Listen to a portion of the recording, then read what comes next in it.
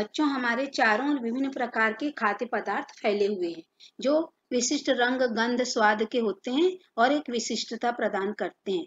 जैसे हम बात करें संतरा, है ना, ये संतरा है। इसका एक विशिष्ट स्वाद होता है, खट्टापन लिए होता है। क्यों? क्योंकि इसमें एक विशेष प्रकार का पदार्थ साइट्रिक एसिड, है ना, साइट्रिक अम्ल उपस्थित होता है जो इसको विशिष्टता प्रदान करता है।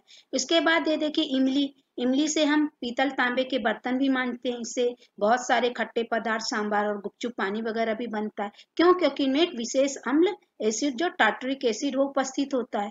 डेली यूज में हमारे टमाटर बहुत यूज होता है। उनमें कौन सा एसिड उपस्थित होता है बच्चों? Oxalic acid. इसी तरीके से एप्पल खट्टापन लिया होता है। एप्पल का खट्टापन उसमें उपस्थित मैलिक एसिड के कारण होता है। पेय पदार्थों में हम बात करें दूध और दही की, तो दूध में एक विशेष प्रकार का अम्ल लैक्टिक एसिड उपस्थित होता है जो इसको विशिष्टता प्रदान करता है, और दही बनाने में इसी लैक्टिक एसिड का इस्तेमाल मतलब उसको विशिष्टता देता है ये। इसी तरीके से हमारे खाद्य पदार्थों को संरक्षित रखने के लिए हम सिरका, आप नाम सुने होंगे, सिरका डालते हैं। आप मध्याह्न भोजन में जो अचार खाते हैं वो बहुत दिनों तक चलता है, पैकिंग किया हुआ बाजार से आता है। क्यों? क्योंकि उसमें एसिटिक एसिड रहता है सिरका में, इसलिए हम उसको डाल के हमारे अचार को प्रिजर्व करते हैं। इसी तरीके से मक्खन, जिसका ब्रेड सब इस्तेमाल होता है, इसमें क्या होता है बच्चों? ब्यूटरिक एसिड उपस्थित रहता है। इसी तरीके से आप जानते हैं बच्चों, जब आपको चींटी, मधुमक्खी ये सब काटते हैं तो जलन होती है। क्यों? क्योंकि उनके डंक में फॉर्मिक एसिड उपस्थित होता है जो त्वचा में ब्लड से मिलकर जलन हमको महसूस कराता है। उससे बचने के लिए हम तुरंत खाने का सोडा या कपड़ा धोने का सोडा लगाते हैं ताकि उस जलन से हमको छुटकारा प्राप्त हो सके। तो ये जो विशिष्टता है हमारे चारों उपस्थित खाद्य पदार्थों में, वस्तुओं में और जो हमारे जानवर हैं उनमें जो पाए जाते हैं विशेष प्रकार के अम्ल, वे होते क्या हैं? आज हम उन्हीं के बारे में चर्चा करेंगे। वे कहलाते हैं एसिड, अम्ल। तो जो अम्ल होता है बच्चों, इसकी उत्पत्ति लैटिन भाषा के एसिडस शब्द से हुई है। इसका अर्थ होता है खट्टा। और ये जो पदार्थों का खट्टापन है, जो उनका एसिडिक नेचर है, यही उनकी रासायनिक प्रकृति कहलाती है। इसी तरीके से बच्चों, हमारे पास जब हम बात करें अम्ल कितने प्रकार के होते हैं, तो दो प्रकार के होते हैं, एक प्राकृतिक अम्ल और एक खनिज अम्ल, मतलब organic acid and inorganic acid. Organic acids क्या होते हैं बच्चों? जो हमारे चारों ओर उपस्थित लिविंग ऑर्गेनिजम्स में, जैसे फूल में, फल में, सब्जियों में, जानवरों में, जंतुओं में पाए जाते हैं, जिनको अभी हमने आपको दिखाया था, वे ऑर्गेनिक एसिड्स कहलाते हैं। ये प्रकृति द्वारा प्रदत्त है, इसलिए इनको प्राकृतिक अम्ल भी बोलते हैं। दूसरे प्रकार के अम्ल होते हैं इनऑर्गेनिक या मिनरल एसिड, जो प्रकृति में उपस्थित जब हम मिनरल्स निकालते हैं और उनसे बनाए जाते हैं प्रयोगशाला में, इसलिए हम इनको इनऑर्गेनिक या खनिज अम्ल भी बोलते हैं। अम्ल, जब हम इनकी डेफिनेशन की बात करेंगे, तो जो प्राकृतिक अम्ल होते हैं ये पौधों, जानवरों व अन्य सजीवों में प्राकृतिक रूप से पाए जाते हैं, इसलिए ये प्राकृतिक अम्ल कहलाते हैं। जैसे हमारे चारों ओर उपस्थित विभिन्न प्रकार के फल और मधुमक्खी और चींटी के डंक में उपस्थित। इनमें बहुत सारे और भी खाद्य पदार्थ हैं जिनमें अम्ल होता है, आपकी बुक में दिया, उसको आप जान लीजिए। जैसे संतरा और नींबू, जितने भी साइट्रस फल हैं उनमें साइट्रिक एसिड होता है। सेब, है ना, एप्पल में मैलिक अम्ल होता है। चींटी और मधुमक्खी के डंक में फॉर्मिक अम्ल होता है। फटा दूध और दही में लैक्टिक अम्ल होता है। सिरका, विनेगर जिसकी हम बात किए, जो प्रिजर्वेटिव के रूप में यूज होता है, उसमें एसिटिक अम्ल होता है। चाय, जिसका हम चाय पत्ती डाल के चाय बनाते हैं, उन पत्तियों में टैनिक अम्ल होता है। इमली, जिसके टार्टरिक अम्ल है, इस टार्टरी का बहुत जगह उपयोग होता है खाद्य पदार्थों में। टमाटर, जिससे टोमेटो केचप बनता है ना, टमाटर सॉस, उसमें ऑक्जेलिक अम्ल होता है और उसको प्रिजर्वेटिव करने के लिए हम उसमें सिरका डालते हैं, उसको सुरक्षित करते हैं। तो ये सारे हमारे ऑर्गेनिक एसिड्स थे। अब हम इनऑर्गेनिक एसिड्स की बात करें तो ये क्या होते हैं बच्चों? वे अम्ल जो सजीवों में नहीं पाए जाते, बल्कि प्रकृति में पाए जाने वाले मिनरल से कारखानों में, प्रयोगशाला में बनाए जाते हैं, ये मिनरल एसिड्स कहलाते हैं। ये किसी जीव के अंदर नहीं बनते, इसलिए हम इन्हें इनऑर्गेनिक एसिड्स कहते हैं। और बच्चों देखिए, तरह तरह के इनऑर्गेनिक एसिड्स हैं, है ना, glacial acetic acid, hydrochloric acid, sulphuric acid, nitric acid. आप देखेंगे सब विशेष प्रकार की कांच की बोतल में रखे हुए हैं, क्योंकि इनको कांच की बोतल में ही रखने से सुरक्षित रहता है। धातु पात्रों में रखेंगे तो वे जहरीला पदार्थ बनाते हैं। इनके बारे में हम आपको आगे बताएंगे। अम्ल भी दो प्रकार के होते हैं, dilute acid and concentrated acid. Dilute acid क्या होता है बच्चों? ऐसे एसिड्स जिनमें पानी अधिक मात्रा में हो, मतलब जो पतला हो, पानी मिला हुआ हो, उसको हम तनु अम्ल कहते हैं। इसको हम बनाते हैं कंसंट्रेट एसिड में पानी डाल के। दूसरा होता है कंसंट्रेट एसिड्स, ऐसे शुद्ध अम्ल जिनमें पानी कम मात्रा में होता है और एसिड ज्यादा मात्रा में होता है, उनको हम क्या बोलते हैं? Concentrate acid. अब बच्चे एक प्रश्न है कि हम अम्ल को, कंसंट्रेट एसिड को डाइल्यूट कैसे करें? हम पानी में एसिड डालें कि एसिड में पानी डालें, या दोनों हम कुछ भी करें कुछ प्रभाव नहीं पड़ता? नहीं बच्चों, हम जब एसिड में पानी डालेंगे तो विस्फोट हो सकता है। तो हमको कैसे बनाना चाहिए डाइल्यूट एसिड? पानी में हम बूंद बूंद करके एसिड डालें, तब हमको डाइल्यूट एसिड प्राप्त होता है। देखिए चित्र के द्वारा हम बताएं, ये बहुत बड़ी सावधानी है। प्रयोगशाला में आगे बड़ी कक्षाओं में जब आप करेंगे तो इसका विशेष ख्याल रखना बहुत जरूरी है। इसी तरीके से बच्चों, जब हम एसिड्स की बात करते हैं तो इनका हमारे दैनिक जीवन में क्या प्रभाव है? तो हम जानते हैं बच्चों, हमारे दांत, हम ब्रश करते हैं पेस्ट से, तो पेस्ट से ही ब्रश क्यों करते हैं? हमारे दांतों में कई बार क्या होता है, भोज्य पदार्थ फंसे रह जाते हैं और बैक्टीरियल एक्टिविटी होने से सूक्ष्म जीवाणुओं के द्वारा होल बन जाता है, हमारे दांत में कैविटी बन जाती है और हमारे दांत खराब हो जाते हैं। इसीलिए डेली 2 टाइम दांतों को ब्रश से साफ करने की सलाह दी जाती है, क्योंकि जो एसिड्स भोज्य पदार्थों में उपस्थित है उनके प्रभाव को बेसी खत्म करते हैं। ये वाली भी क्रियाएं हम आपको आगामी कक्षाओं में पढ़ाएंगे। दूसरा हार्मफुल इफेक्ट एसिड्स का क्या है बच्चों? Acid rain.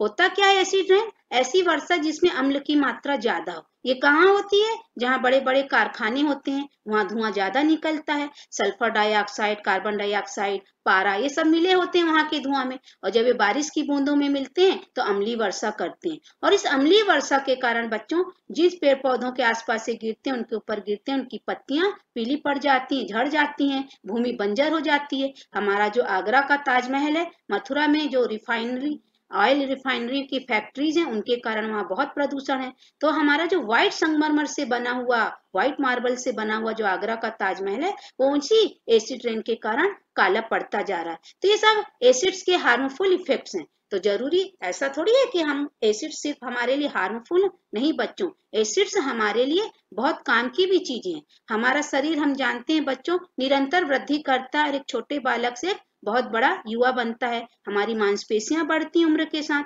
तो उन मांसपेशियों की वृद्धि के लिए हमको बहुत तरह के फूड, जो न्यूट्रिएंट्स होते हैं, पोषक पदार्थ, वो खाने पड़ते हैं। तो इन पोषक पदार्थों में बच्चों विशेष प्रकार के अमीनो एसिड्स होते हैं। हम जानते हैं हमारे शरीर का विकास किससे होता है? प्रोटीन से होता है, और प्रोटीन है अमीनो एसिड से बनते हैं। और ये प्रोटीन हमको किससे मिलता है बच्चों? पल्सेस में सबसे ज्यादा मिलता है, अंडा, मांस, मछली, ये सबसे भी मिलता है। और जो विटामिन हम फ्रूट्स के द्वारा ग्रहण करते हैं, उनमें भी ये एमिनो एसिड्स होता है। ये एमिनो एसिड्स हमारे शरीर के लिए क्या काम करता है, ये भी हम आपको आगामी कक्षा में बताएंगे। तो ये था बच्चों एसिड के हार्मफुल एंड इनके यूजफुल इफेक्ट्स हमारे शरीर के लिए।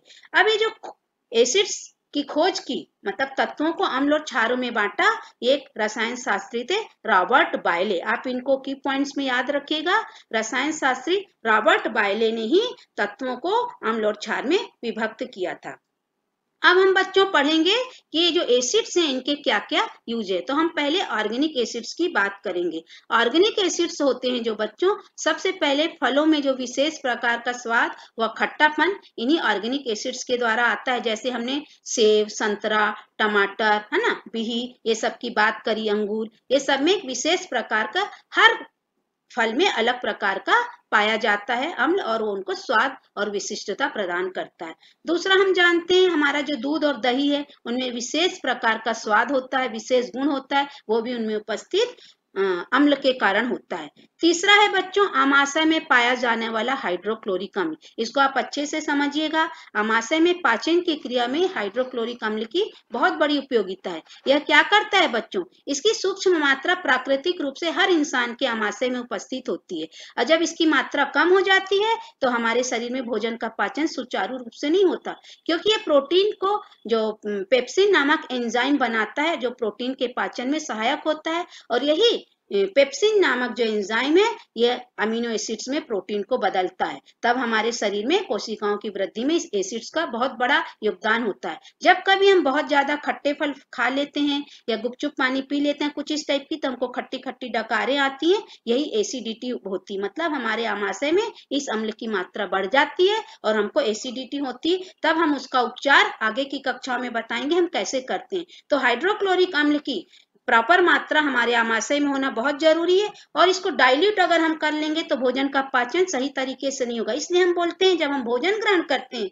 तो जो पानी है भोजन के साथ साथ कभी नहीं पीना चाहिए। पहले से हमको आधी 1 घंटा पहले भरपूर पानी पी लेना चाहिए, और भोजन करने के आधे घंटे उपरांत। क्यों? क्योंकि जब हम पानी बीच बीच में पीते हैं तो ये जो हाइड्रोक्लोरिक एसिड का जो कंसंट्रेशन है हमारे आमाशय में वो गड़बड़ हो जाता है और भोजन का पाचन सुचारू रूप से नहीं होता। तो आप जानिए ये हाइड्रोक्लोरिक एसिड वैसे इनऑर्गेनिक एसिड है, लेकिन चूंकि हमारे आमाशय में प्राकृतिक रूप से उपस्थित है इसलिए यहाँ ये ऑर्गेनिक एसिड का काम करता है, और ये बहुत बहुत बहुत ज्यादा हमारे शरीर के लिए आवश्यक एसिड है। अब हम आगे बात करेंगे बच्चों यूजेस ऑफ इनऑर्गेनिक एसिड्स की। जो इनऑर्गेनिक एसिड्स हैं ये हमारे लिए क्यों विशेषता रखते हैं, कहाँ कहाँ इनका उपयोग होता है। सबसे पहले हम पढ़ेंगे बच्चों सल्फ्यूरिक अम्ल के बारे में। इसका सूत्र होता है H2SO4। यह किंग ऑफ केमिकल्स कहलाता है, मतलब रसायनों का राजा, क्योंकि बहुत जगह बहुत ज्यादा उपयोगी है। ये देखिए कांच की बोतल में रखा DIL लिखा है, डाइल्यूट मतलब ये डाइल्यूटेड सल्फ्यूरिक एसिड है ना, कंसंट्रेटेड नहीं, इसमें पानी की मात्रा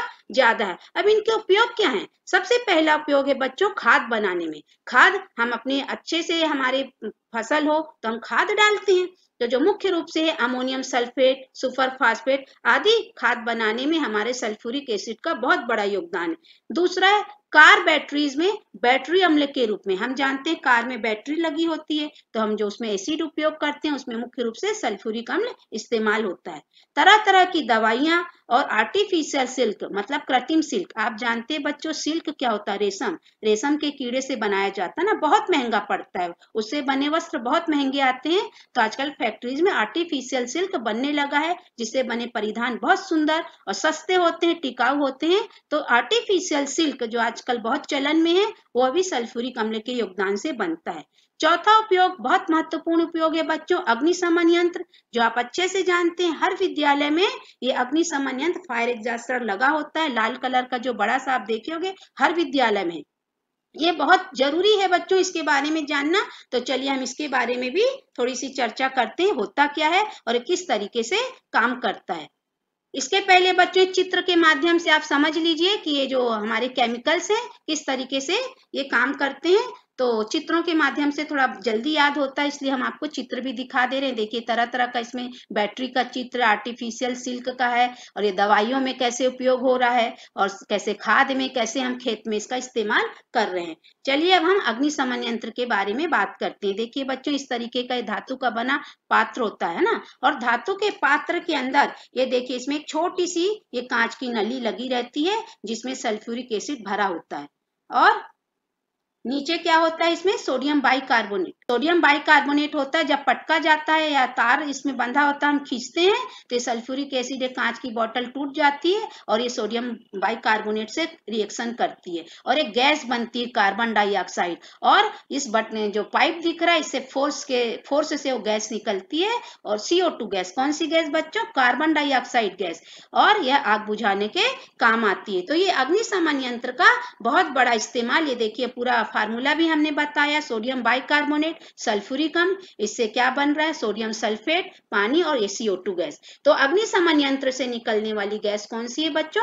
CO2 गैस, जो आग बुझाने के काम आती है। इसी तरीके से हम दूसरे अम्ल की बात करते हैं जिसको हम बोलते हैं नाइट्रिक अम्ल। इसका फार्मूला होता है HNO3। ये देखिए ये भी कांच की बोतल में रखा है। क्यों? क्योंकि अगर हम इनको किसी धातु के पात्र में रखेंगे ना बच्चों तो इनसे हानिकारक पदार्थ बनते हैं और ये बहुत नुकसान पहुंचाते हैं, इसलिए हम इनको धातु के पात्रों में सेव नहीं कर सकते। हमेशा हमको जो इस तरीके के मिनरल एसिड्स होते हैं इनको हमको कांच की बोतल में ही रखना चाहिए, तभी ये सेफ होते हैं, नहीं तो ये नीले हरे कलर के विषैले पदार्थ बनाते हैं। अमोनियम नाइट्रेट जैसे उर्वरकों के निर्माण में, और दूसरा सुनार द्वारा गहनों की सफाई में। जब सुनार गहनों की सफाई करते हैं ना, जो ज्वेलर्स होते हैं सोने चांदी के बर्तन एकदम साफ कर देते हैं तो वे इसी नाइट्रिक अम्ल का इस्तेमाल करते हैं। और इसीलिए अगर ज्यादा देर हम अपने गहनों को सुनार के द्वारा धुलवा देंगे ना बच्चों तो हमारे वजन में गहने कम हो जाते हैं, और जब वो छानते हैं उस पदार्थ को तो नीचे उनको बहुत महीन परत मिल जाती है सोने की, उसको वो यूज कर लेते हैं। तीसरा इस्तेमाल क्या है बच्चों नाइट्रिक अम्ल का? TNT ट्राई नाइट्रोग्लिसरीन, नाइट्रोग्लिसरीन जैसे विस्फोटक पदार्थों के निर्माण में या बांध, खदान आदि के निर्माण में सहायक होते हैं। जब हम बांध बनाते हैं बच्चों, खदान खोदते हैं तो बहुत बड़े बड़े पत्थर और चट्टानें होती हैं, तो उनको हमको तोड़ने के लिए क्या करना पड़ता है, विस्फोटक पदार्थ लगाने पड़ते हैं, फोड़ना पड़ता है, तब तो खदान और बांध जैसी बड़ी बड़ी जगह चाहिए, इसके लिए खुदाई होती है। लेकिन इसका उपयोग आतंकवादी लोग विस्फोट करने में करते हैं, जो इसका एक ड्रॉबैक है। ये देखिए बच्चों, चित्र के माध्यम से भी आप देखिए सुनार कैसे हमारे ज्वेलर्स को साफ कर रहे हैं और फर्टिलाइजर्स में कैसे नाइट्रिक अम्ल का इस्तेमाल होता है। और ये देखिए खतरा का चिन्ह लगा रहता है ना, क्योंकि यहाँ पे आगे विस्फोटक खदान का काम या बांध का निर्माण का काम चलता है, तो वहां पे इनका इस्तेमाल होता है। अगला खनिज अम्ल है बेटा हाइड्रोक्लोरिक अम्ल। इसका सूत्र होता है HCl। ये भी बहुत जरूरी है। एक तो आमाशय में बताई हूँ, इसका पाचन क्रिया में प्राकृतिक रूप से उपस्थित होता है। दूसरा, ये क्लीनिंग एजेंट के रूप में काम करता है, साफ सफाई है ना, फर्श की सफाई, और बड़े बड़े फैक्ट्रीज में जो बॉयलर वगैरह होते हैं उनकी सफाई में भी इनका बहुत इस्तेमाल होता है। और इनके जो कारखाने में कैसे इनका इस्तेमाल होता है, अम्ल का उपयोग नमक के शुद्धिकरण में, जब नमक को साफ करते हैं, समुद्र के पानी से जो हमको नमक मिलता है उसको शुद्धिकरण में इस अम्ल का उपयोग करते हैं। चीनी मिट्टी के बर्तनों या घरों में जो चमकदार टाइल्स लगी रहती हैं उनकी सफाई में इसका उपयोग होता है। और कारखानों में जो बॉयलर्स होते हैं, बड़ी बड़ी मोटी मोटी पाइप होती हैं, उनमें जो ऑयल जम जाते हैं, ग्रीस जम जाते हैं, तो उनको सफाई में हम इसी अम्ल का इस्तेमाल करते हैं। और ये अमाशय में बच्चों चित्र दिया, अमाशय में हाइड्रोक्लोरिक अम्ल प्राकृतिक रूप से उपस्थित होता है। इसके बारे में भी हमने आपको पहले ही बता चुका है।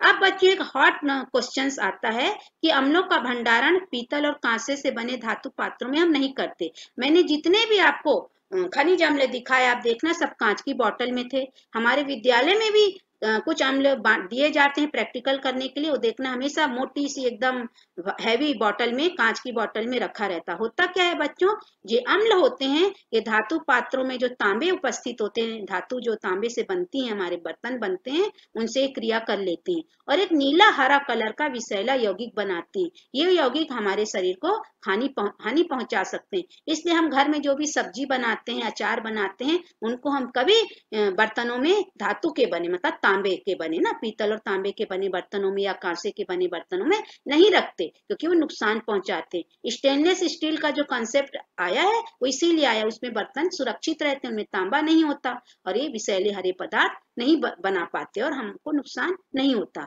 अब हमको अगर बचना है, हमारे घर में कांसे के बर्तन है ना, पीतल के बर्तन है, तो हमको कैसे बर्तन का इस्तेमाल करना चाहिए।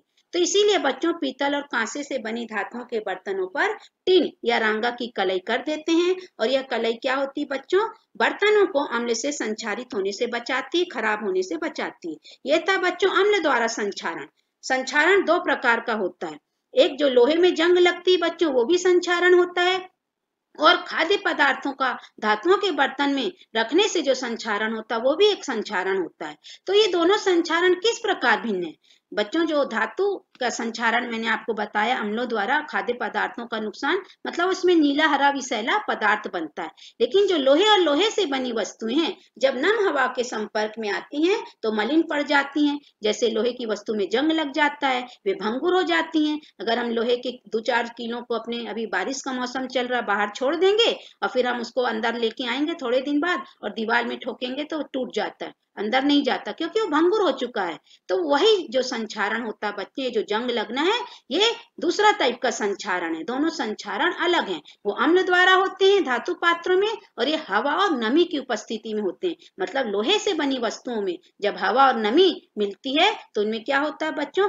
जो ऑक्साइड की परत बन जाती है, वो ऑक्साइड कहलाता है फेरिक ऑक्साइड। ये देखिए इसका फार्मूला भी दिया है, आयरन, ऑक्सीजन और पानी, है ना। हवा और नमी दोनों चाहिए, खाली हवा में, खाली पानी में जंग नहीं लगता, दोनों नमी युक्त हवा रहती है तभी लोहे में जंग लगता है। असल में बन जाता है हाइड्रेटेड फेरिक ऑक्साइड Fe2O3। इसीलिए बच्चों ये जो जंग लगना है ये अलग है, इसको हम धातु संचारण नहीं बोलते। अम्ल द्वारा जो होता है धातु संचारण, और इसको हम बोलते हैं लोहे में जंग लगना।